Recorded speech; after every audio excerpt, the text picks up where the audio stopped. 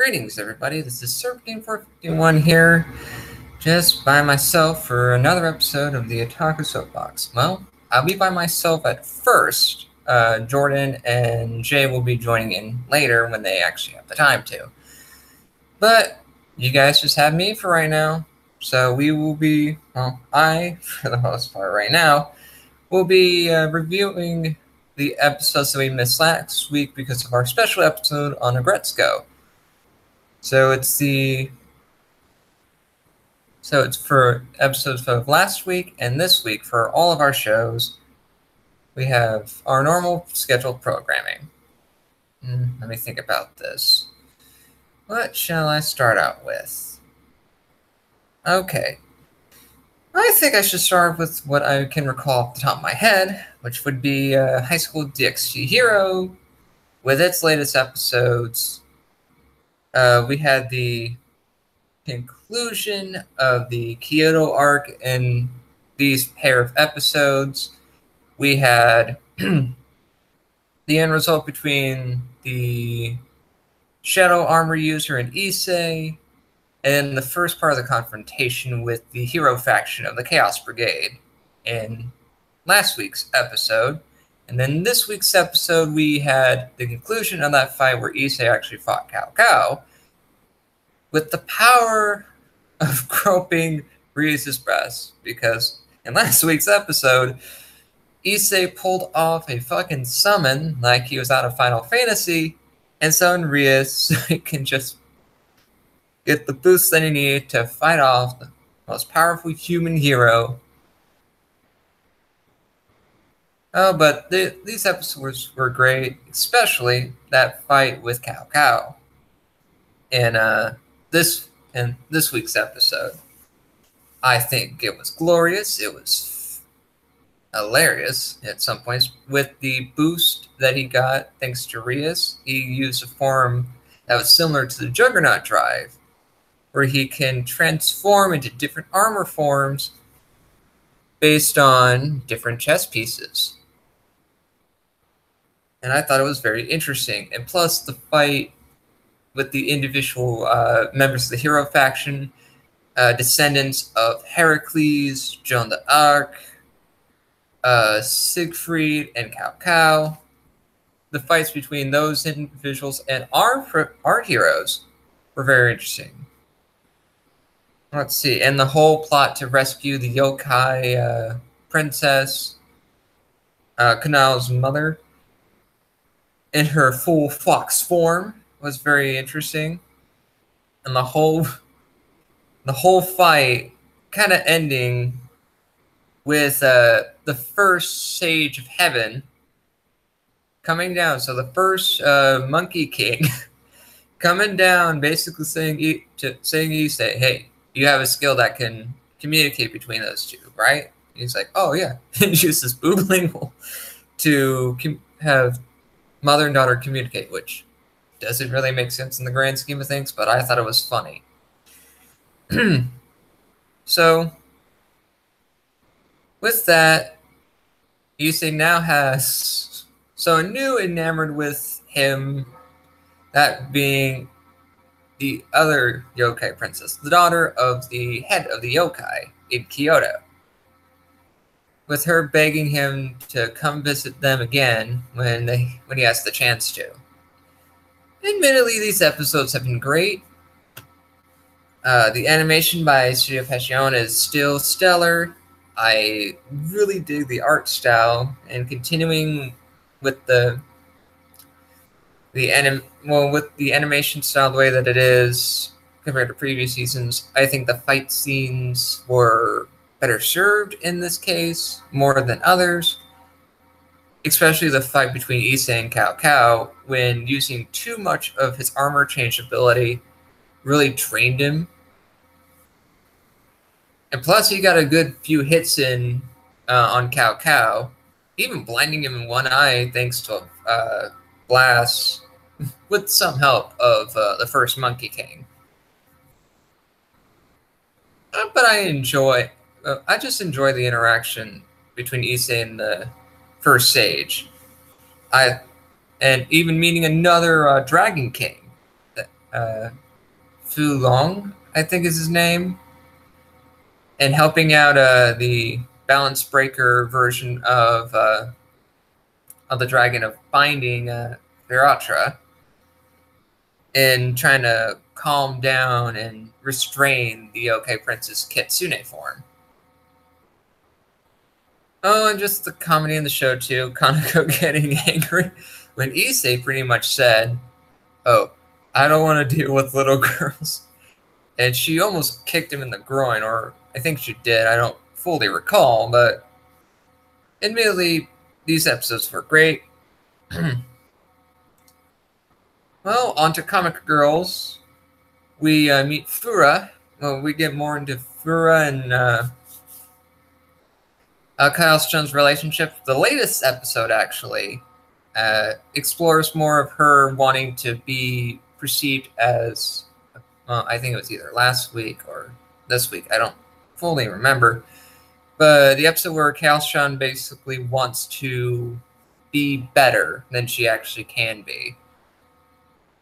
And so with that, she tries to act a bit more mature. She thinks girls with glasses are mature and very appealing. But when she thinks of her editor, she gets her whole worldview on that gets muddied. But the one thing out of that episode that I can recall off the top of my head is her going to Akihabara. I think she went to Akihabara. She basically she went there in order to get glasses, because it turns out that her vision from looking at a computer screen all the time has gone somewhat bad. And also, she was under the impression that if she wore glasses, she'd be a bit more mature looking. Oh, that girl's a mess.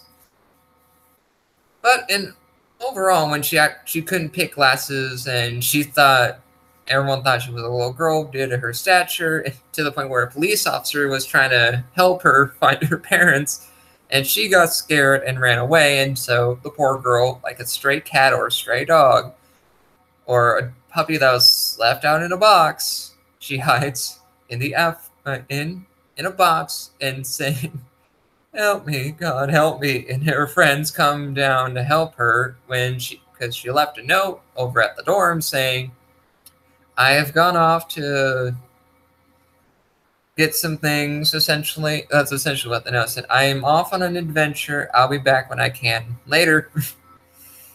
So the girls went out to look for her, and the only way that they found her was because she would tweet nonstop about the things that she was looking for. And the one thing that I like about Chaos-chan, essentially, especially in modern society, so to speak, when you have a passion for something, you want to express that passion to high heaven, but you can't relate to a lot of people when it comes to to just talking out loud about your passions. And she feels like she can't relate to the other girls is because they don't share the same. Well, they share the thing about being mangaka, but they don't share her enthusiasm for anime and all that stuff. But when she realizes that the girls are a bit interested in what she would like to do, and that kind of made her feel better about herself. And her nonverbal, just communicating with their eyes conversation she had with Tsubasa about the whole thing was downright hilarious. And the girls were like, the other two, Koyome and Riki, were like, they're just talking with their eyes. And all four girls, after rescuing Chaos-chan from herself, essentially, at the moment, they take her down to get her eyes checked. That's when we learn that she does have bad eyesight now. And they're having a hard time helping her pick out glasses. And that's when their teacher, Ijiro Sensei, and Chaos-chan's editor, Aisawa, I think is her name. But anyway, those two were out looking for glasses because Ijiro was looking to buy a pair of glasses. And when she put on a pair of glasses, Aisawa just lost her mind. I'm like, oh god, she's so cute. Why? And speaking of those two, Nijiro and Aisawa, along with the matron, have been friends at the same academy that the girls are currently going to. And the three of them have shared the same passion in making manga. And what I find interesting about those three is that, especially with the ED in the most recent episode, when it's mostly focusing on these individuals, because Aisawa is having a hard time trying to relate to Chaos-chan and trying to give her good feedback, but she's too honest in what she says to her, which makes Chaos-chan feel bad. But Aisawa didn't realize that. And when she actually saw Chaos-chan actually wanting to improve and show that she can do her best, she actually got teary-eyed a bit and sent an encouraging text message to Chaos-chan, which threw her off completely, saying, like, watch all the anime you can, because Chaos-chan, under prodding to when Koyome pointed out that an anime that she liked was going to be on, Chaos-chan was about to watch it, but she had to stop herself, and she said, I actually want to work on my storyboard so Aisawa can approve of it. And when Aisawa saw that, it just made her teary-eye, well, didn't really tear her up, but made her feel like, oh, I've been a little too harsh on her. Because the matron would also say, well, the three of them were out drinking, and you also get to see Nijiro in the same uniform as the girls do in school, which is rather amusing to see those two, Nijiro and Aisawa, drunker than skunks. They were messes, essentially. And also in these episodes, we get to see a little bit of Fura Senpai. If I recall correctly, she was. It was either 2 weeks ago or last week. I don't fully recall this, but I think it was last week's episode. Fura wanted help with. I think this is the same episode where with Chaos-chan trying to find out more about herself. But we learned that I don't fully recall, but Fura actually wanted to have some assistance. But we get to see more Fura, which was great and all. Especially where Fura comes in, scares Aisawa and Nijiro, asking for, I think it was what was it? Something to do with with helping her manga. I think it was like a screen panel. She had to hand some to her, and then Tsubasa needed something from the matron, and Nijiro was like, "Oh my God, Wing V Sensei!" Also, just learning more about and learning about the essential drama of the show itself, with the dorm might getting shut down, or it might just close up. It shows Nichiro and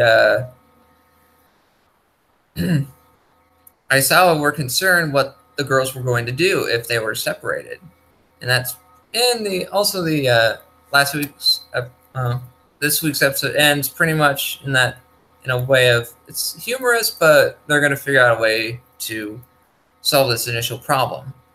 But overall, I think that Comic Girls has still been really stellar of a show.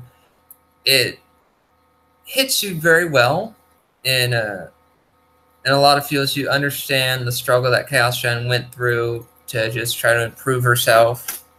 No matter how many times she's failed, she's always going to get right back up and just climb above the mountaintop once again and just try until she gets serialized.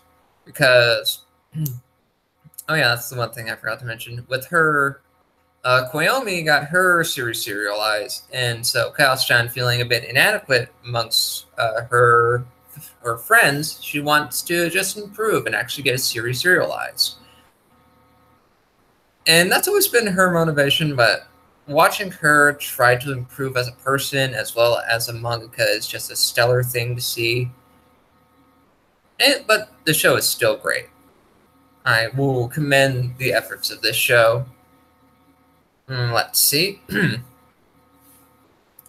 Oh, I should probably talk about Hinamatsuri here. These past couple episodes, I don't know. Hinamatsuri has been really funny, but lately this show has been doing nothing but making me tear up and feel like a crying child on the inside. Essentially, what I like about this show more than anything is how it makes me feel. With the episode focusing on Anzu, specifically with her being a greeter for this for the Chinese ramen restaurant, and her wait a minute, was it? Yeah, it made me feel good about her just growing as a person. Just the Anzu feels are truly real. And then this current episode where we meet a new character named Kei. Kei was under the impression, was trying to get Hina back to wherever the girl, where Anzu and Hina are from. She first runs into Anzu, and Anzu basically says, "Oh, what are you doing here?" And she's like, "Oh, if you're going to take me away, just take me away, and just get rid of me." And Kei is like, "Oh, it said that you were killed in action, so I didn't come here for you." And Anzu was like, "Oh, that's just painful." And so these two follow Hina around for the day because Kei is ordered to bring Hina back because for some reason I can't recall off the top of my head. But so she has pretty much like a document of some kind, two separate documents that basically say, well, Hina's behavior differed based on these things. She, seeing that if Hina wasn't a stable person in society, they were just going to leave Hina there to just be a destructive monster. But apparently, the document says if 90% of all these say yes, her behavior is improved and she can go back to whatever place Hina came from. So this girl's like, oh, she's going to fail at all these. It's going to be great. So Hina actually pays for stuff. She stops at red lights. She does all these little things for behaviors. And Kei is just dumbfounded that Hina actually does all these things without being ordered to. Even to the point where Kei was thinking, oh, to really trip her up, we're going to buy her a dog. We're going to buy a dog, and we're going to leave it as a stray, and we'll see what happens. So it starts to rain. Hina has her umbrella, and she's walking. Oh, no. She doesn't have an umbrella, that I recall, but she's still in the cast, because last week's episode, a little more of the Hina part of the episode with Anzu is that Hina actually ran for student council president, and the hilarity about that whole stuff is since she's a first year, she can't really run for student council president. She can only be a secretary. If so, she tries her best, even getting the men that Nita works with in the Yakuza to basically grab their lawyer to draft a speech for her so she can run for student council president. And when she does end up being on the student council as a secretary, she's like, nope, not going to do this shit. It just doesn't do anything. So poor Hitomi goes in to fill in for Hina, and the student council president thinks that Hitomi is Hina, which was a bit funny. And in Hitomi's mind, he's like, I gotta go to work. I can't do this shit. This is not good. I want to leave. I want to leave. But back to this week's episode. With Hina in the cast, seeing the dog in the box while it was raining, she grabs an umbrella, which we later find out it's Hitomi's umbrella, and just gives it to the stray dog. But the funniest thing about that is that Kay, upon seeing the dog, is like, what am I going to do with this damn dog? And I was just like, well, I can't take it. It's, I live in a restaurant. I can't really do anything about it.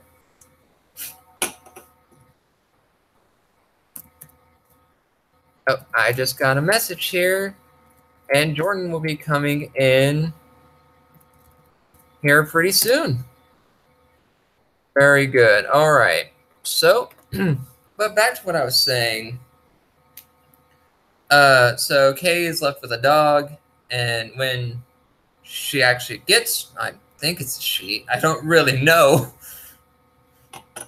When Kay actually runs into Hina to discuss, well, hey, you're going to be going home. And she's like, no, I'm not going home. So Kay cowers in fear because Hina is super powerful. Well. Hello, Jordan. Hey, Tony. Apologize for the delay. Oh. Very long day at work. Very long day. What have I missed? Well, it was just me, and I just basically gave my overview of Comic Girls and High School DxD Hero. And I'm in the middle of talking about Hina Matsuri. All right. Well, I guess I can give a brief overview. Comic Girls has been great. I really like the character development of each of the girls as we move forward into the series. The teacher looks way too much like a teenager when she put on the. That's like, true. Well, wait. Let's not confuse the viewers here. But what I like about that in particular with the teacher, the editor, and the matron, that they were friends in the same school, and they had their own manga club. Yes, and their manga was not half bad, which really just sort of hits on, like, even when your artwork is good, it's really about the passion, the drive to continue in this face of adversity, which apparently they were not capable or willing to do at various stages in their life. And I guess it also sort of touches on, you don't really know how your life's going to end up. So even when you think that you may have left something that you were truly passionate about or would have been really good at, it's easy to argue that each of them is serving an indispensable role in the future generation of artists. So even though they are not directly contributing to the art world, they are shaping it. Oh, definitely. And then the revelation that the dorm might get closed down, or it'll eventually get closed down. Yeah, I think that's going to be like either the season finale, like sort of art conflict, or the penultimate one, right, where they like, no, you can't close down the dorm, and then we get a whole episode of them like petitioning the school and appealing it and whatnot, and then it's like a feel-good, heartwarming wrap-up. It would be great if Chaos-chan was able to use her art to save the dorm, because that would really show like this full transformation in her being. Yeah, I definitely agree with you there. Like, and I also like her character arc with one of the between these two episodes, with her getting glasses because she wants to look more mature. Yeah. Chaos-chan is the best. Also, I do appreciate the fact that we actually are seeing an appreciable increase in Chaos-chan's like quality of artwork and the complexity of her ideas. Now, she's still got a long way to go, but her backgrounds have gotten better from working with I can't think of her name. Furious? Either way, horror girl. Her characters have become more complex, more nuanced, although she has run into same face syndrome which is really funny because Chaos Chai's artwork progression really hits on a lot of like tropes of established artists. It's just like, oh, the same face syndrome. It's like I've seen plenty of anime and manga published that obeys that exact convention. Oh, true. Like, wow, you gave them red hair. Amazing. And the whole thing about that with Kyle wanting to improve more is the fact that Koyomi got her series serialized. Yes. And that's what I find amusing, that Kyle-chan's whole motivation is to just be like the other girls and doesn't want to be left behind. Even when she went to Akihabara by herself and had the time of her life, people still confused her for an elementary school girl, to the point where a cop has to come in. It's like, where are your parents? Yeah, that was pretty hilarious. And then she was in a box war. Yes. I think like an animal just dropped off the side of the road in a box. She just hides there. Oh my god. I honestly expected her to be like being attacked by abandoned animals or like all of them swarming into the box with her. That would have just been hilarious for me. Oh yeah, and the only way the girls found her, because even though she left the note, they found her because she just started tweeting shit like crazy. Yeah, just her constant tweet storm update of whatever it is that she's doing, with probably with geotags all around, with everything. It's like, here I am. Yeah, pretty much. But well, honestly, I enjoyed these past couple of episodes of Comic Girls. They've just been great and really building up more of these characters. Yep. Yes, and then you also talked about High School DxD Hero. I'm behind. Last episode I saw, our boy summoned Rias from the sky by using his titty potential. And I'm sure some nonsense occurred where she made him uber powerful. And which she did. Yeah. I'm going to guess mutation pieces. Oh, it has to do with the mutation pieces. Basically, he can switch to different armor forms with different abilities and effects. Yes, so I'm aware from my, haphazard wiki reading that this was coming up. I just didn't know at which point, but I had assumed, given the circumstances, yep, it turns out that Iki's a mutation piece. Look at that. And he has his Welsh Dragon Balance Breaker form has subforms respond to his promotion ability as a pawn. And I'm sure he went in and messed some people up. Oh, he fucked around with the hero faction. Great. Towards the end of the fight, because he kept pretty even with Cao in their confrontation with each other. He pretty much wanted to decimate the hero faction because one of his armor forms where he has two giant cannons. Yeah, that's the Rook, right? Rook is actually the more bulkier form. He actually used that against Cao. Bishop? Yeah, I think that's Bishop Rook. I don't fully recall, but I know that one is bulkier armor, one is faster and has like cannons. Mm-hmm. And he actually got a good shot in on Cao at the end of the fight, at the very end of the fight, where the first Great Sage, aka the first Monkey King, comes down and and brings his own Dragon King with him. How many? So apparently they were able to use the ritual to cause a tear in reality to summon. So they call Big Red. Yeah, called Great Red, but instead, fucking Fu Long, one of the Dragon Kings, comes in like, what the fuck is this? And then the first sage says like, yep, we're gonna just help you guys out and gonna fuck their day up. All right, then. Well, it's definitely an episode I'm going to catch up on. I apologize that timing hasn't been really all too hot. Also, this is a perfectly good opportunity to segue in. I'm caught up on everything but Tokyo Ghoul once again. Not that the series is bad, but the arc that I was primarily interested in has ended. The auction arc has ended, and until we get into the Rose Extermination arc, I'm not going to talk too much about that. It's not very pressing for me to look at. One of the important things to remember is that your favorite psychopath has revealed himself as in his emancipated form, and you can see that his cogna is really a defensive organism, and when he doesn't eat, has begun to essentially parasitize his body into like a false kakuja, and is attacking and eating anything that enters in within a certain radius of him that isn't a ghoul. Oh shit. Or at least those are the implications given by the abundance of skeletons that are surrounding his bed at the time. So yes, ghouls are complicated. Also, we got to see with Nutcracker the first true example of a detached Kagana, where she was able to detach one of her two Kagane and put them into the walls as essentially motion reactive traps. Oh, fuck. Yeah, so ghouls have some more tricks up their sleeves. CCG is apparently not aware of it, or at least not cognizant of them. And it seems to be that the ghouls are sort of evolving, right? I mean, within the narrative, it's interesting because it's like the ghouls have gotten more inventive and their control over their cognition has improved.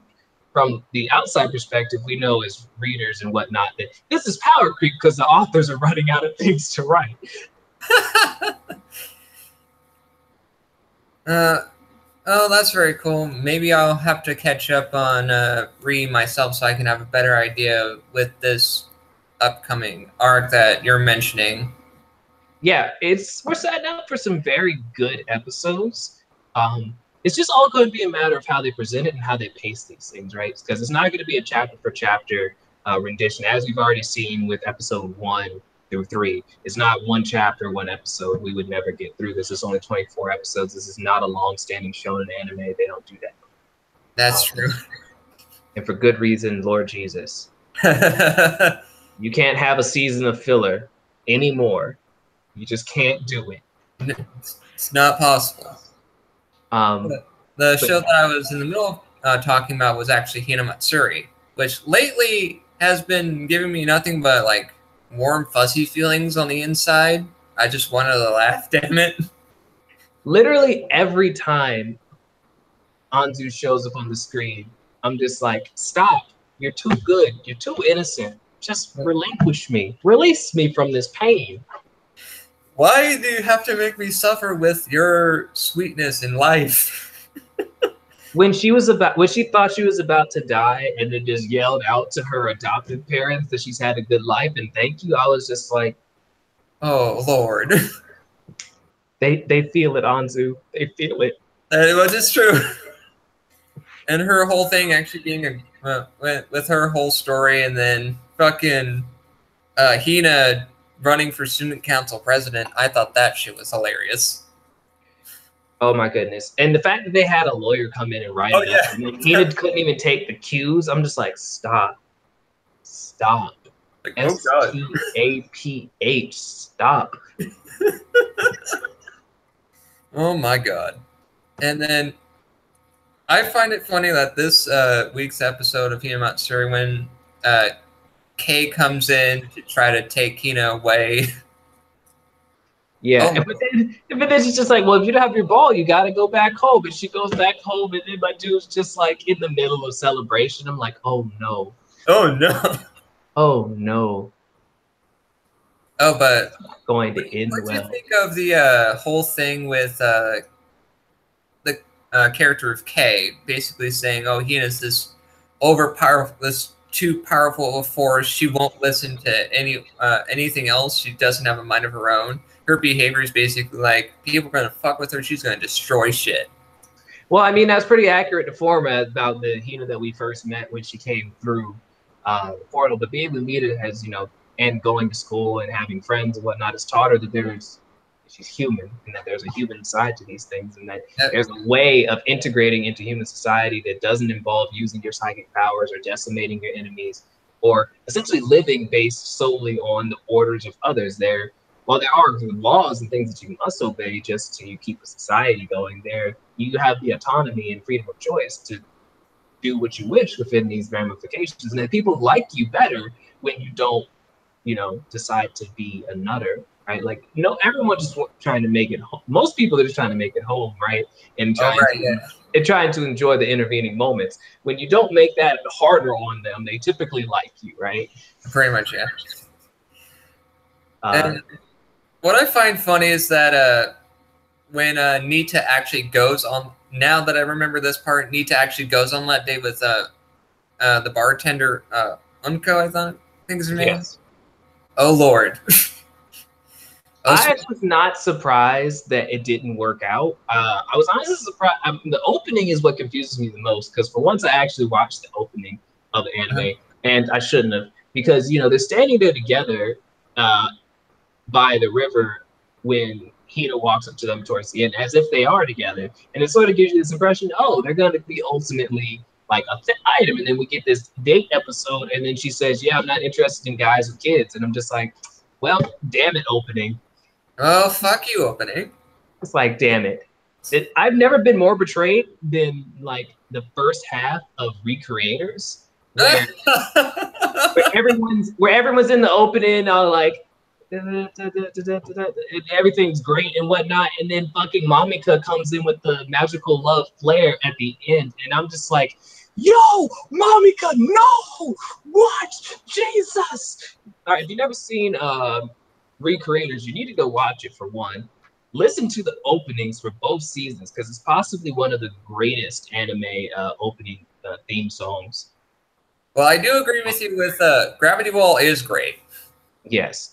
And then if your favorite character is not Mamika, the magical girl, you're a damn liar. And you need to keep watching, because you're a damn liar. You're wrong. However you want to play it. I've never seen a map. You know what? I can't even get into that. We'll have to do that another time. Yeah, that is another day, another time. But I also find it funny that the whole the list of behaviors for Kate in order to observe Hina with are like the most mundane things possible. Well, because she's so bad at everything, right? She's just like, will not stop at red lights. Like, what do you mean she won't stop at red lights? She'll just use her psychic powers and kill everyone in front of her. Oh, that's true. Oh, wow.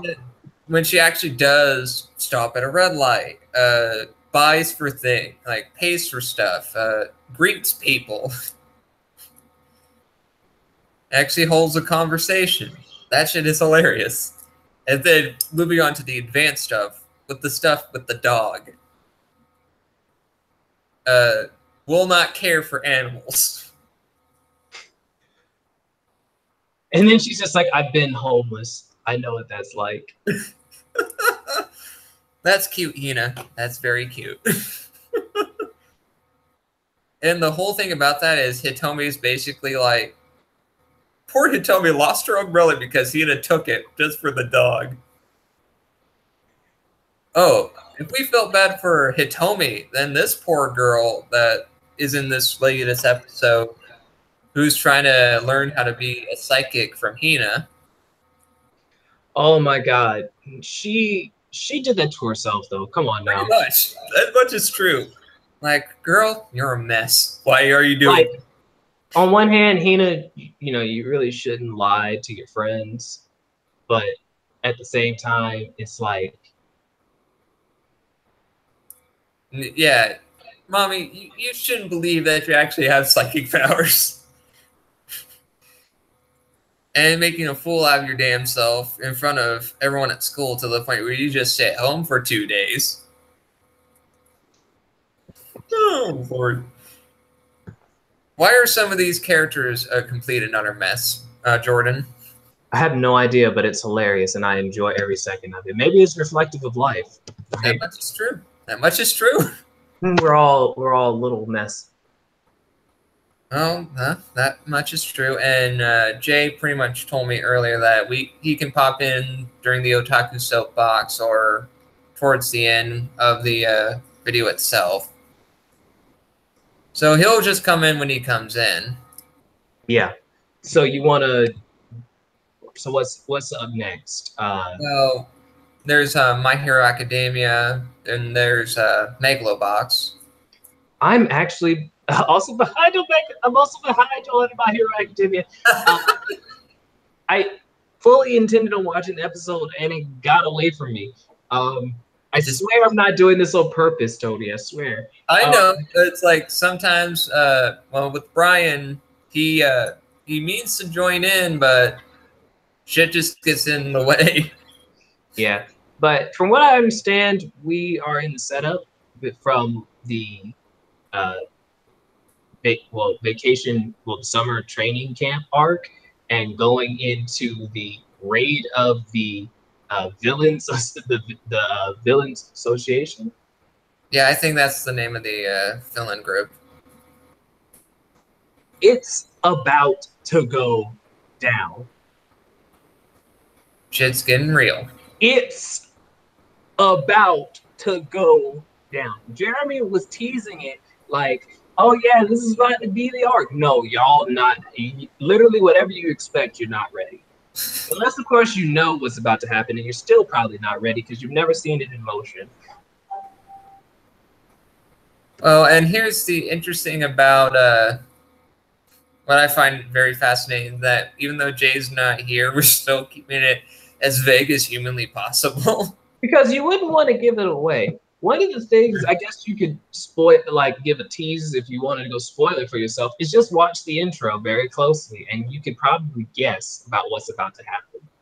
Very true. But that's all I'm going to say on the matter. And because I have not seen My Hero Academia, I cannot tell you if it's hype or if it's setup. But I believe it's actually another episode of setup because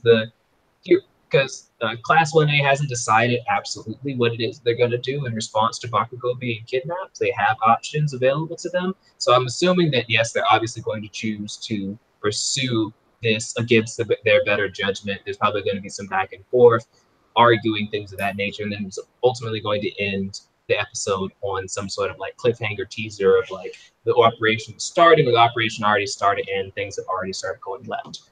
That's my prediction. I've not seen the episode. Next week, I hope to come back to you. Great. That's perfectly cool. And, well, I'm actually, I won't be here next week. That is a lie. I will not be on this. I will not be on next week. I actually take that back. I will come on if no one else is going to be available like this week, but I prefer not to because I am extremely busy.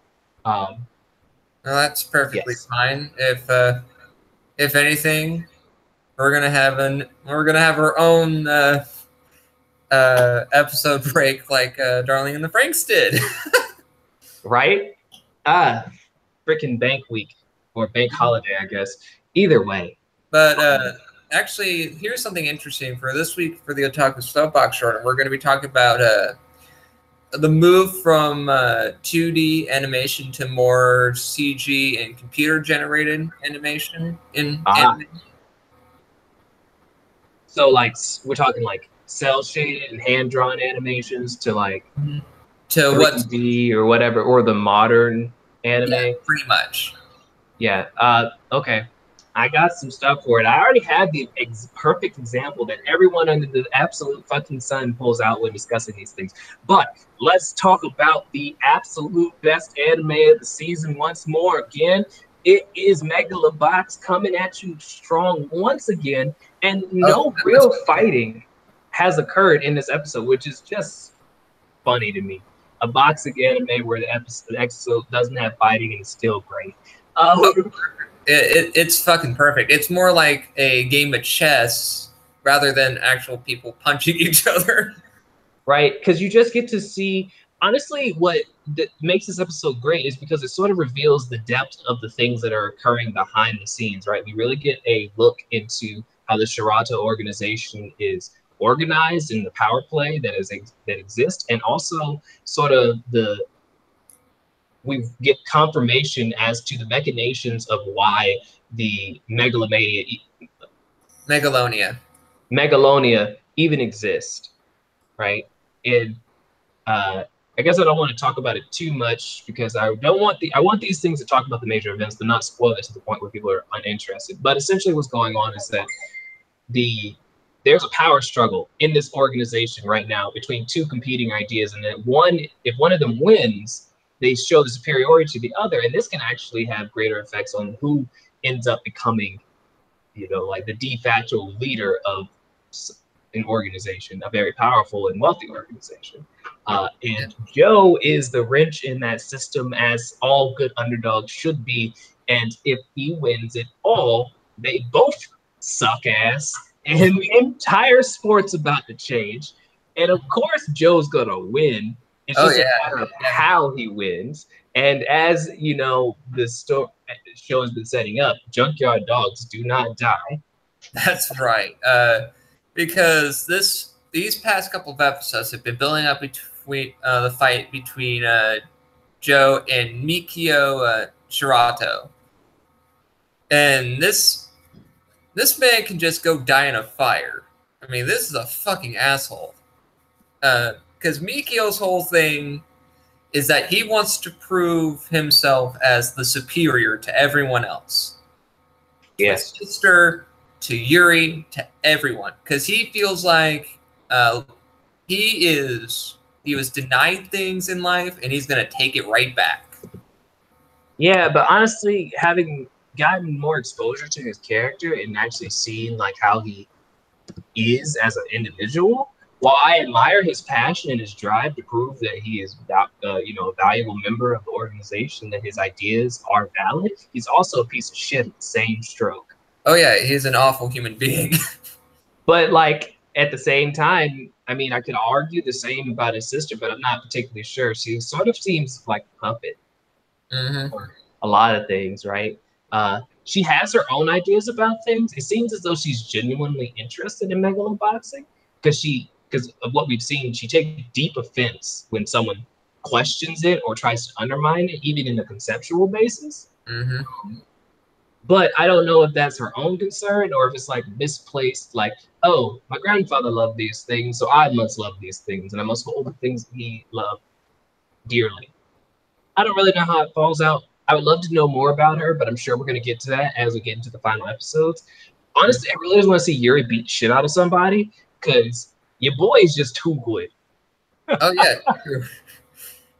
Yeah, just, I also like that how they wanted to just build back Joe's reputation, because with what happened, because Mikio was going to fight Joe initially, but things that Mikio had on our team here, pretty much playing a dirty trick on them to basically force Nabu to basically like, no, we're not fucking with this dude.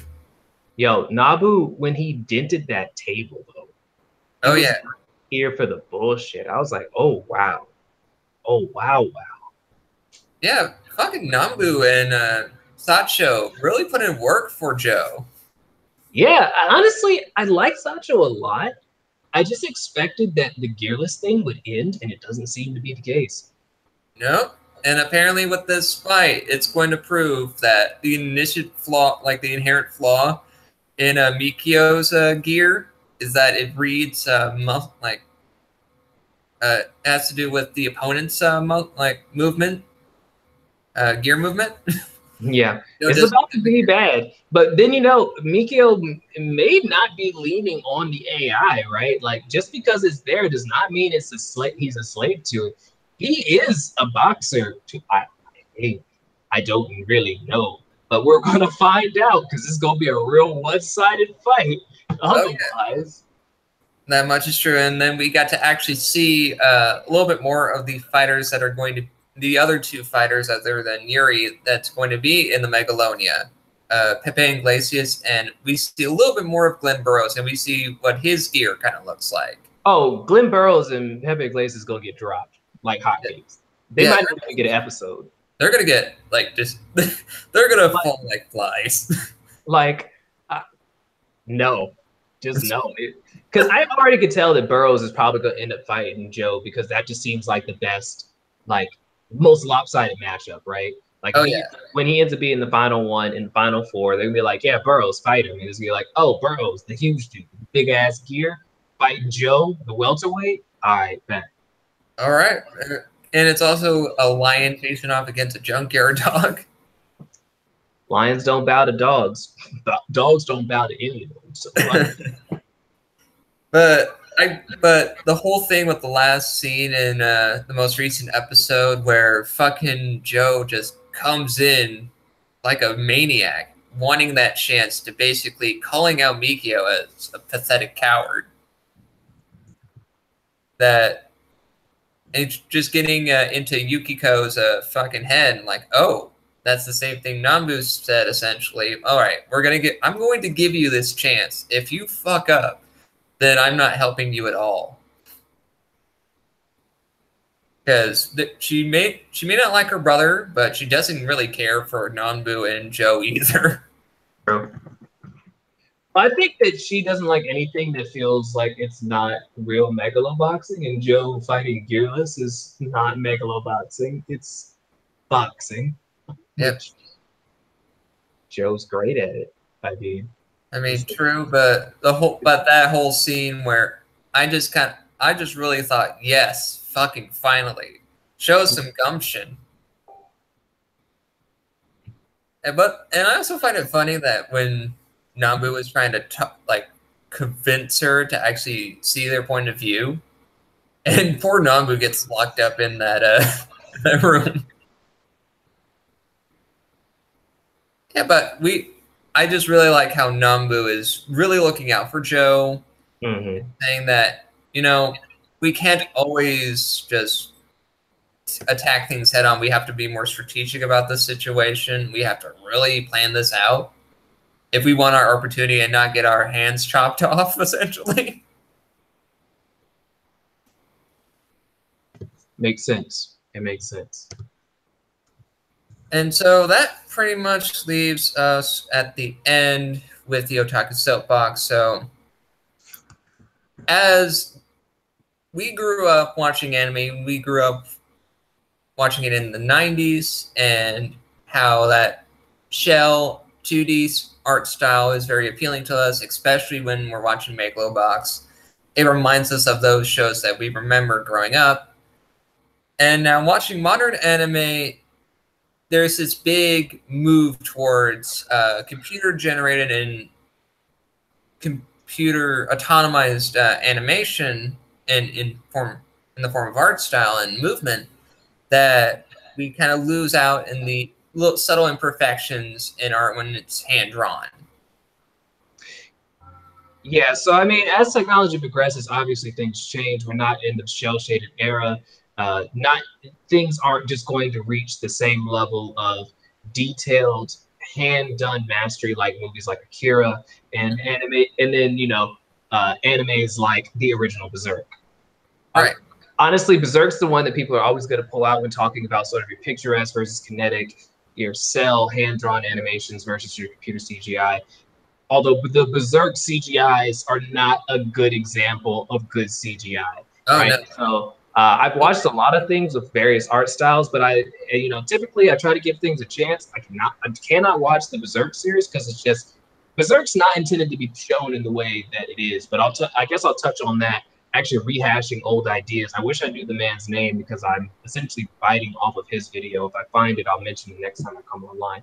But a lot of the difference that we could see in the previous old shows that we have a lot of nostalgia and love for versus the new ones is that with older shows, the focus was on the characters, the actions in which they were doing, and everything had impact because it was all deliberate. Because you can't draw a whole lot of like flurry scenes without making it look sort of cheesy, right? It's just a bunch of lines and hash marks. So when someone fought or something happened, it was very in the moment, very intense, and they had to emphasize like when you got hurt because they had to make it worth the money to animate. Whereas in modern anime, things have become so cheap that you can end up essentially with Blade Furies, like example. One of Tony's favorite series, the Fate series, is very notorious for this. They'll have a bunch of very high quality graphics like Gilgamesh's Gates of Babylon or any fight scene actually, where most of it's actually just really fast moving lines, bright lights, and really good like particle effects, right? Mm-hmm. But that's not, you can't get away with that with cell animation. You have to make these things impactful. So you move away from that. So while things look very nice and high quality and things move really fast, scenes just don't have any impact. It's sort of just them doing things, right? And I think that's actually why I like Megalobox so much, is because everything that they do, while it's not hand-drawn animation, I don't believe, it's very deliberate in their actions, right? When they every time Joe gets punched, you feel it. And there's Definitely. attention to detail given to even the most trivial of things because it's on the screen for so long, right? Like it's not just a split second sword clash. It's like an actual fluid motion of Joe either giving it to somebody or taking the blow and sort of like the give and take. Oh, definitely. And with it also hinges on the studio putting on the production, so to speak. With Ufotable is more prone to actually making things seem grander in its animation and art style, and their usage of how they want to use CG. Ufotable is the one that is doing Megalobox? No, I'm saying that when Ufotable does any Fate series or anything that's connected to the universe as a whole, they just want to use it in various different scales. I saw that when like a little feature bit for the first Heaven's Feel film, because apparently the third route in Fate Stay Night is getting 3 different films just to adapt that route because it's so massive and so convoluted. They actually had separate pieces where the truck that's going to be down this stretch of road, it's CG. Then Cucullin, Lancer, he's actually hand drawn, and first he gets like a CG wire form, then he gets his hand drawn look, and then it just shows the progression of how that scene is essentially built. And I'm not saying that modern anime is awful for it doesn't have that similar impact that older anime like anime that we grew up with it being hand drawn and all. However, I also feel like I can connect more with those shows because of that impact that Jordan mentioned. It's essentially, for me at least, I feel more in the world rather than outside of it when I'm just the observer, like God looking on high. I'm in the world experiencing what the characters are experiencing. And look who finally joined us. It is Jay. What's up, guys? Sorry I'm late. I actually did not get to watch anything this week besides My Hero Academia. I have been really busy with Memorial Day weekend and family stuff, so have not been able to really do anything. Literally just uploaded something like half an hour ago. So, well, you guys serve to update us then, because neither me nor Tony saw My Hero Academia. Okay, well, I mean, nothing really happened in this episode.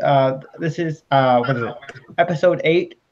I believe it's called From Ida to Midoriya, and it is basically the setup for what is known in the manga as the Hideout Raid arc, and that is So the name is pretty self-explanatory. That's pretty much what's going to happen in the arc overall. Deku and the others are going to join in the raid of the villains hideout, the League of Villains hideout.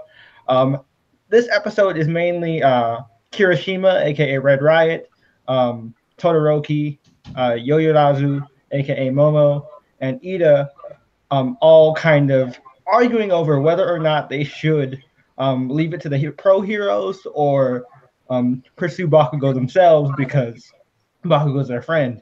Especially Kirishima, because unlike everybody else who's like, Bakugo's a total asshole, fuck Bakugo, Kirishima's like, no, I like the guy, like that's my boy.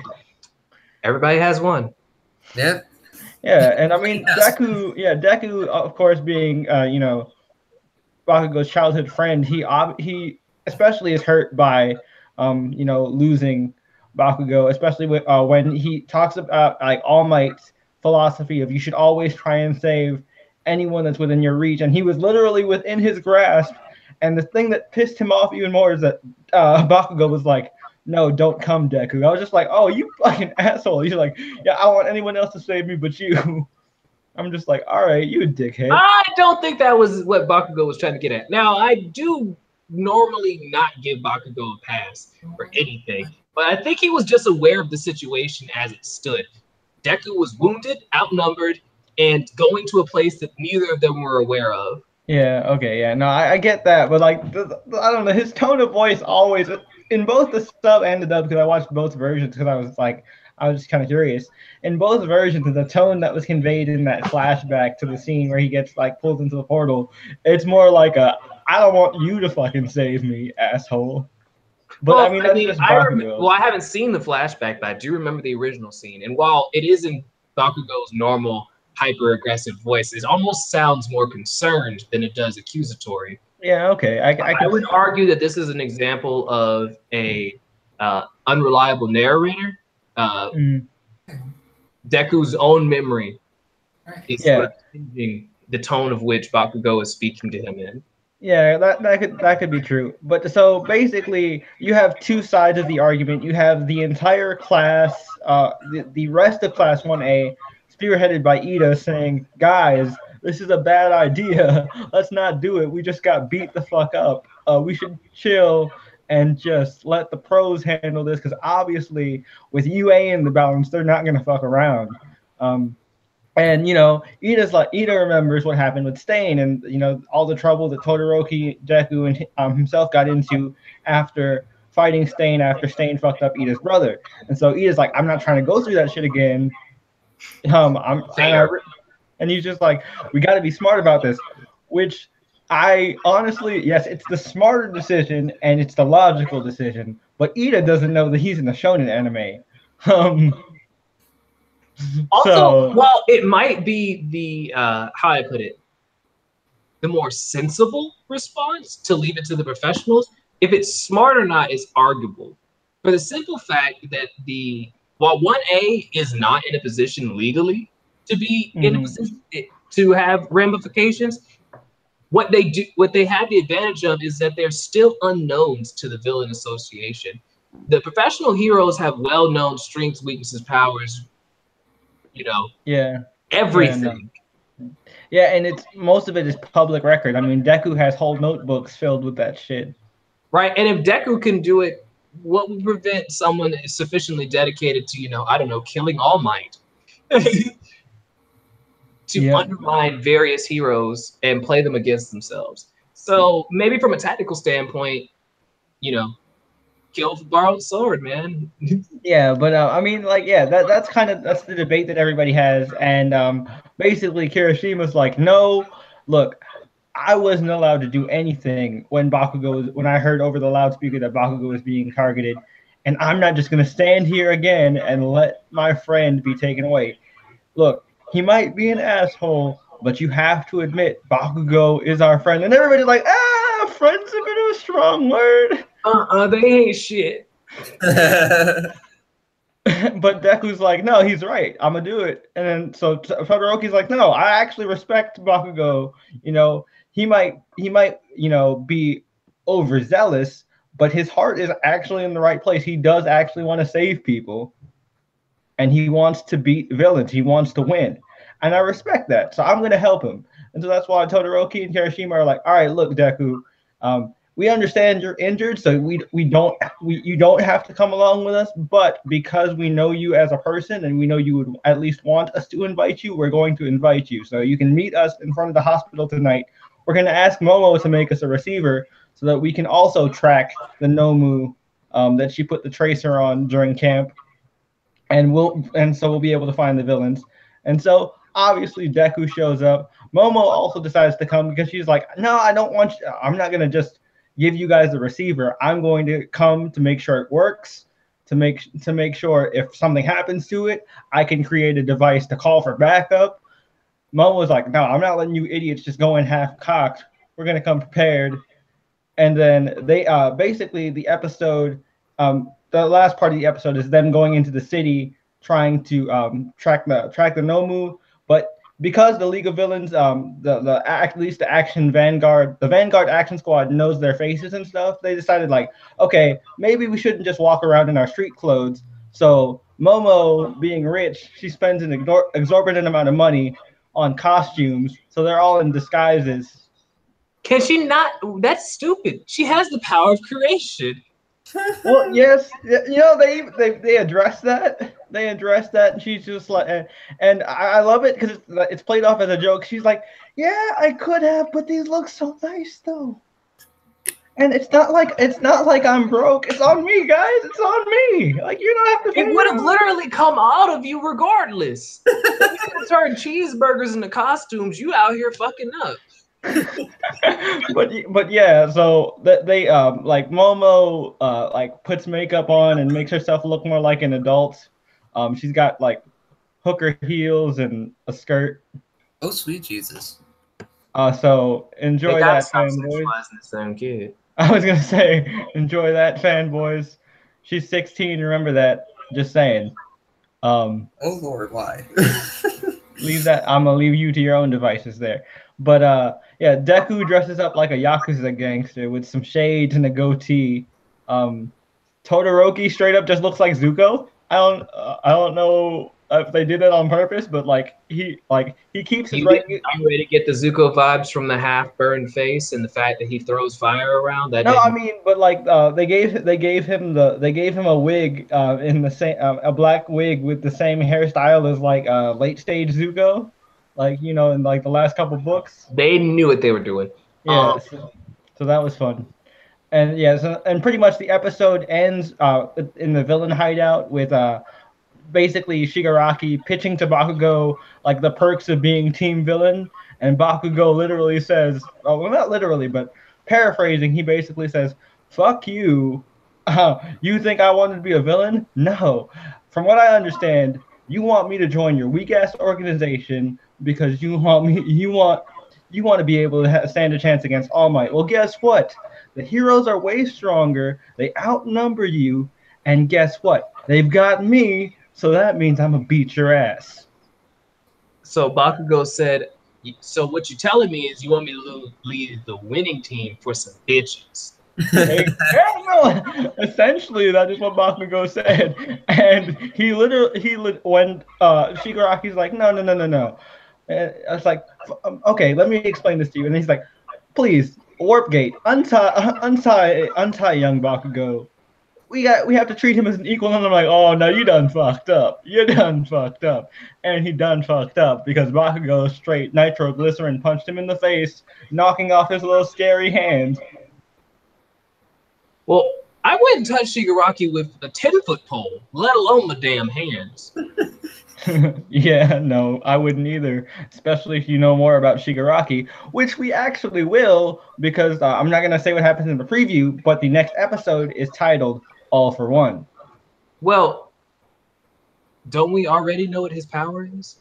Well, yeah, we know from the US, we know his power from the US. I'm saying like I don't want to go into like his origin because I feel like that's going to happen in the next episode because it is titled All for One. And we'll see. I mean, it's coming. It's coming nonetheless. Regardless of how you slice it, ain't no moves left. Oh yeah, I'm just really hyped because I mean this was just a setup for the arc, but like I said last week, this arc is the best arc in the manga so far up to this point. So I'm really excited to see this animated. Yeah. But Jeremy, thank you for the update on My Hero Academia. Do you have any commentary as far as hand-drawn animation or cel-shaded animation compared to CGI and 3D modern animations? All right, so at first I was a snob about this whole topic, and I was like, no, fuck CG, fuck it with a glass dick. But I was just... Wait. But like eventually, like CG started to really improve. I ended up really liking Ajin. Ajin is great. It's one of the best examples of a completely CG anime done really well. Yes, it is. If you haven't checked out Ajin and you're turned off by the CGI from like the trailers or clips you've seen, give it a shot. It's awesome. But honestly, I would 1 second, Jeremy. I'm gonna take it up in intensity. If you watch the CG, if you watch the trailer and you're like, I can't deal with the animation, get the fuck over it and watch it anyway. Because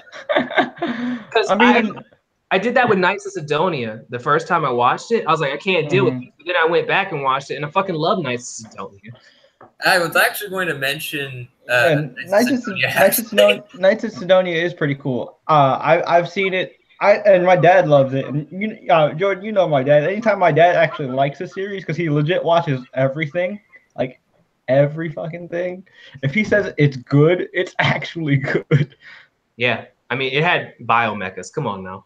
Yeah, but as far as like the hand drawn, animation, I came in when you guys were talking about Megalobox, and I feel like this is kind of the sweet spot when it comes to like mixing hand drawn and CGI, because the reason why hand drawn I feel like I don't want to say it's superior, but I prefer hand drawn is because while CGI and 3D animation is cleaner and much clearer, I agree with what Mother's Basement said on the topic last week, which is where Tony and I got the inspiration for this topic. And it's 3D animation tends to have kind of this polished feel to it, sometimes overly polished, overly superficial kind of thing. They're literally shiny. It's very shiny. Sterile. Yeah. Like if you watch the first couple seasons of Maharomatic, which were, made in the 90s, like the mid to late 90s, and those were hand drawn, great stuff. And then, I mean, there are other problems with Maharomatic from like the 2003, 2004, when they started going into more of like the digital CG animation. Like it wasn't just that animation that was a problem, but definitely there's a huge difference that'll take you out of it if you are a fan of that show. Jeff also brought that point up as well. I don't want to take credit for his content. I'm just I'm just agreeing with the point here. But also like the imperfections that are presented in hand-drawn anime are what make them feel like real places. I know last week when we talked about Agresco, Jordan talked about how, a lot of people, myself included, use anime as an escape. And I like the idea of being able to be like, yeah, no, I can actually see this world being a real thing. And with the CGI effects, and the shininess, it's just like, no, I can tell this is fake. And I kind of don't want to be able to tell this is fake. And I agree with that statement completely. I mean, my whole perspective, like I mentioned earlier, I feel like I'm one with the world that's presented to me in a hand-drawn animation as opposed to more modern anime. I mean, I can feel some things like empathy for like characters, but I don't feel like I'm not a part of this world. I feel unclean. I feel dirty. Yeah, and I definitely agree with what Jordan had said earlier about action sequences being far better, I feel, in cell shaded or hand drawn anime versus CG. Because while CG you can do a lot more cooler stuff and a lot of different angles and like more intense choreography that were nearly impossible with hand drawn and cell shaded animation because it just took a lot more effort and more manpower. I don't know. There's just something a lot more visceral and personal about, like, say, I don't know any like sword anime, modern sword anime, or like a Fate type sword clash versus a sword. I was just getting on Fate earlier. I was gonna say like a Fate type sword clash versus, like, let's say the Rurouni Kenshin, Nobu versus Kenshin fight, where like he's fighting the wolf dude for like 3 days straight, and you're just like, you're feeling tired as hell watching this 20-minute episode because you see every single second of it, and you're just like, damn. Well, I mean, we don't see every single second, Jeremy. That would be a 3-day. No, but I get you. And I agree. I would love to talk about the upswing of sort of the inverse. So obviously, coming out of the 90s, we're of a very odd generation where we both remember, like VHS as being the new thing, and then the internet existing at all, really. Yep, and like we remember when dial-up was a thing, and you couldn't use your computer and the phone at the same time. Hell, my TV still had dials that allowed you to change the color saturation on them. Let me tell you. Oh yeah, definitely. Yep. So I mean, I'm not that old, right? It was just a weird time to grow up. So these things that have a very human touch to them, I really enjoy, and that's actually why I like a lot of the older animes, especially things like And that's also probably why I enjoy the grittier sort of animes now, because there's something about a darker themed anime where they don't try to make everything highly polished because it Yeah, that distracts from the Definitely, element. I agree with So you. they try to make things more surreal or grounded in reality. And then when someone is like essentially viscerally wounded or things of that nature, it sort of brings it back to something tangible, right? Like this is real, or not. Yeah. It's not presented as though it's real. Obviously, this is So like to bring up a show that it's like to bring up a show that's on our normal list that like perfectly exemplifies that with a darker tone. Tokyo Ghoul, the entire Tokyo Ghoul series, everything that happens in there, you're just like, ooh. not the new season though. Oh yeah, no, yeah. So They are more CG reliant, I feel, in season 3 from what I've seen so far. and it's not even so much that, right? Because Tokyo Ghoul was always sort of like, oh, this couldn't possibly be real. Look how shiny that blood is. But there was this visceral element to the Kaguna and Kagune, and being a ghoul. Yeah. It's lost with the false color. Yeah, I was gonna say the color like scheme thing where like each Kaguna and Kagune have different colors to them. I like them all being one uniform color because they when it was like that they look like organs, which is what they're supposed to be. Yeah, Right? now they sort of look like limbs and things. Like not Corpse Collector. Nutcracker was not as scary as you would have imagined because her Kaguna looked like spider legs and weird like Yeah, extensions. and I mean that's also kind of an advantage of the reading manga is like because there is no color because so everything did have that uniform look to it, which is also what kind of threw me off about the whole color thing with Tokyo Ghoul.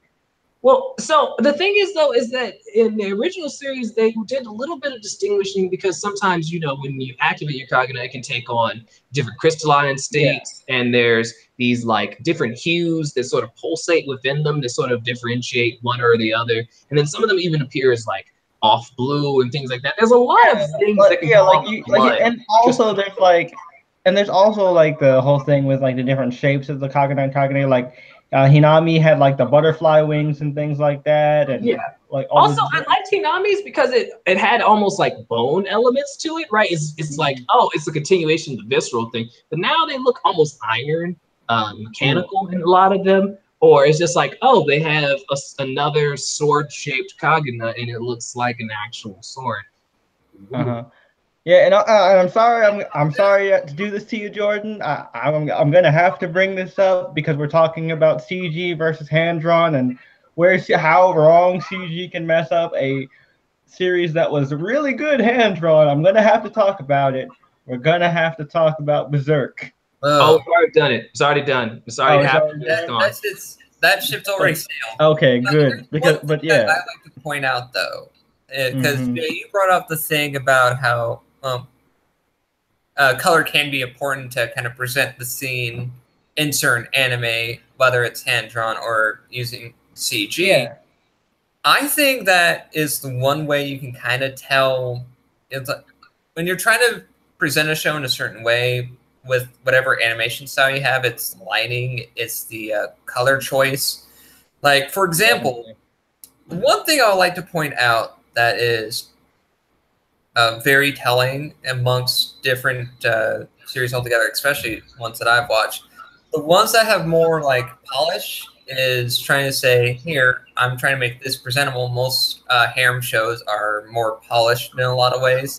And they have more like vibrant poppy colors to them. I see what you're saying. And and like we discussed earlier, shows that are a bit grittier, shows that are more somber in tone, they have more subdued color choices. Like Fate Zero's whole coloration is very subdued, and very few characters, if pretty much no characters at all. And I mean, like the and to kind of bring it to a different medium, and I know this is like an anime podcast, but we're all fans of this particular medium in general. Like bringing it to comics, it's also kind of just a factor of technology. Look at comic books. If you look at stuff from like the Golden and Silver Age, because of the limited technology with ink and printing, there's this kind of very worn kind of look to the colors. Not even if you keep things in good condition, like you can definitely tell the difference between like digital coloring and like regular coloring. Yeah, exactly. And I think that's the whole thing about just animation in general. If we're making the comparison to printing comics, the thing that I always like, because regardless of where you stand on the matter, as long as you enjoy what you enjoy, it's perfectly fine. You may have a preference, but that preference shouldn't hinder you. But I can tell, like, some shows may not age well compared to others, but you remember it fondly regardless of how well it aged. Like, one of my personal favorites that I rewatched a long time ago, or when I feel in the mood to, is the Ryoki OVAs, like the first Tenchu series, and seeing how dated the art style is for that show. It's great. It's by far one of the best harem shows I've ever seen, but you can kind of tell, like, it's still aged fairly well in terms of its color choices and the fact that it was hand drawn. Also, to kind of bring it back to the dated, aspect that you mentioned, what a series that I rewatch every single year because it's one of my favorite of all time. It's one of the first adult anime that I remember watching as a kid because it was one of the only ones that came on Adult Swim back in the day, and that's Yu Yu Hakusho.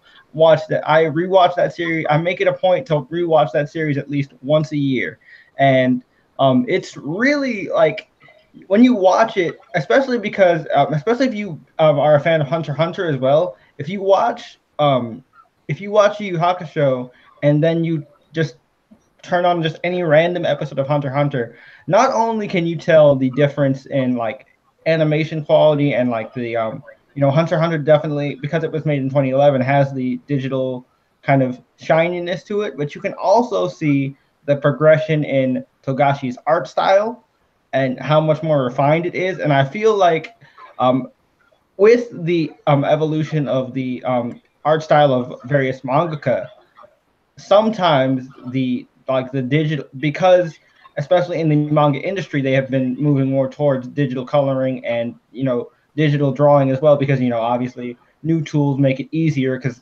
mangaka have notoriously strict schedules with everything, as we've seen in like Comic Girls and stuff. Oh, definitely. So, like, I feel like, especially with modern anime, which is why I give more modern anime a pass, and I'm not like, all it has to be hand drawn or I'm not going to watch it, is because it actually reflects the manga art style better sometimes if it is done with the digital format with the polish, because it does a really good job at replicating certain scenes.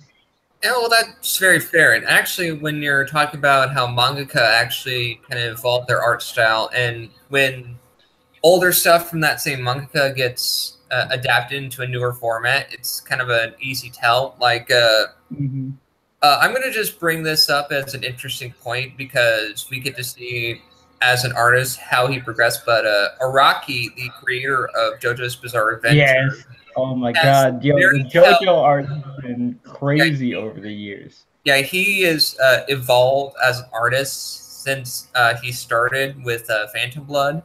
And with the David Productions adaptations of the first 4 parts, you can easily tell that as these were made, well, at least the anime were made at different points of time in the early from the, I don't know when Phantom Blood. Phantom Blood was late 80s. Part 2 I know was in Battle Tendency was in the either late 90s or early 2000s, and then it took a long ass time for Part 3. Actually, with David Production, they actually adapted Phantom Blood and Battle Tendency at the same time. Was that at the same time? One after the other. Really? Yeah, but I remember there being a big gap between there some of the JoJo series. But if I recall correctly, they did because they wanted to emulate the art style what they did for Stardust Crusaders.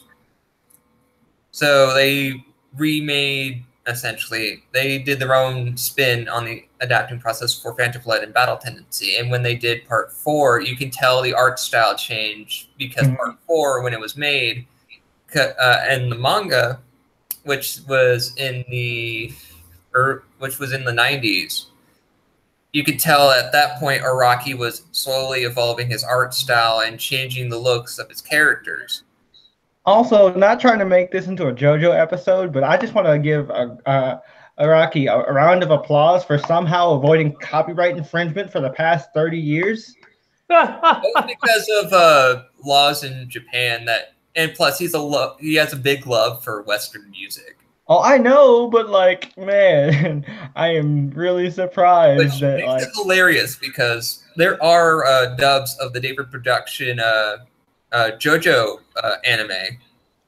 I haven't seen any of them yet, but what I find really amusing, especially with Part 4, you need to definitely watch the dubs. JoJo is one of those ones where I have to watch the dubs because I find the dub voice a lot more hilarious because of the Western influence. Oh no, believe me, because the most ridiculous thing about Part 4, since it's heavily all the stands and some characters are named after like songs or musicians, they're big references. They actually have to change their names sub for that same initial purpose. Oh yeah, I know. I've seen. Hysterical. But overall, I think that we pretty much covered the wide range of this topic pretty much, and I guess we can give our final thoughts on the matter here. Well, hand-drawn or CGI 3D animation, it really just depends on what it is that you're looking to get out of your anime. If you want a highly polished anime that has a lot of really kinetic, rapid-paced action scenes or movements and things of that nature, then definitely shoot for the other. If you're more of a nostalgic type of person that wants more impactful scenes and nuance in the art style, you can like wild inconsistencies, but everything isn't like universally the same, then definitely go hand-drawn. Both have their advantages, both have their disadvantages. They're reflective of the times in which they were made, but all of them you can derive enjoyment from. And that's a very true statement. Yeah, I definitely agree with that. Like it just depends on what you're trying to go for. If you watch anime mostly for action, then definitely I feel like you would be more of a CG and 3D animation fan. If you are more of a character-driven type viewer that likes to watch like the slow character development and actually notice details in the animation that kind of signify the development, hand-drawn does that really well, which is why most shonen anime that have that type of feel to the story try to not necessarily go for the hand-drawn like style directly, but they invoke that with certain techniques. Case in point, Megalobox. Like they have a point of actually like grading it down to make it feel like an older anime and make it feel like it's hand-drawn, even though they use digital techniques, because they want you to, feel every hit. Right. Also, one important thing about hand-drawn animation is actually more reflective of the time than anything else. Techno rap. Oh yeah. I don't know why hip-hop OPs were just the thing during that period, especially during the 90s, but I appreciate it. Yo, smooth techno rap. I'm glad it made a comeback with Megalobox because, like, I want to have more than two. I actually only have 2 anime OSTs that I own. 3 technically, but that one's. But Afro Samurai, I don't count because that's not a full series. True. And the way I see it, yeah, it's based on what you want to really see at that moment and what you find most appealing. But overall, I just enjoy, like, if I want to have fond memories of something that I grew up watching, I'd watch something that was much older. Or if I want to see something that looks clean and polished, I'll watch something that's clean and polished. But it's all based on mood. And if you feel like you need to watch something that puts you in a certain mood, go on right ahead. But with that, this concludes another episode of Weeb Warriors. With everybody joining in fairly late and me trying to hold down the fort, so to speak. But with Jay, you pretty much know all of his information, his channel, and all that stuff, but he'll just go about and saying it once again. Yeah, okay, I'll just be really quick. Everything is pretty much uniform, so it's easy to find me. Mr. J's Reviews, capital M, capital J, capital R. Usually on social media, they don't allow spaces, so it's usually all one word. So just search that anywhere. Chances are you'll find me. Just look for the chibi avatar. Oh, my Lord. And then Jordan, well, he's just Jordan. I'm just me. But that was a fun TV show back in the 90s. And with that, see you guys next time. Later.